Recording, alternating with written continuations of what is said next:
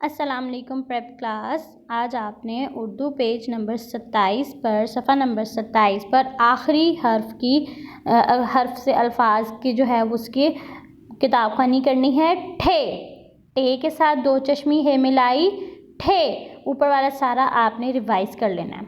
ठे अलिफ ठा टे ठाट ठाट, अलिफ मद आ ठे आठ, लाम अलिफ ला ठे लाठ, लाम अलिफ ला ठे छोटी ये ठी लाठी, ठे ये ठे लाम अलिफ ला ठेला।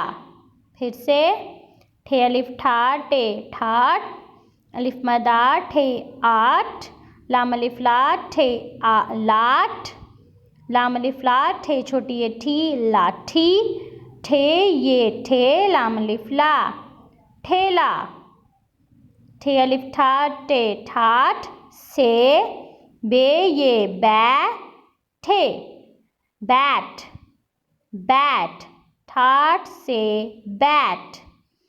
बाबा जी की लाठ बाबा जी की लाठ, दाम जिसके आठ दाम जिसके आठ। फिर से ठाठ आठ लाठ लाठी ठेला, ठाठ से बैट, बाबा जी की लाठ, दाम जिसके आठ। अब आपने इसको अच्छे से याद करना है। अल्लाह हाफिज़।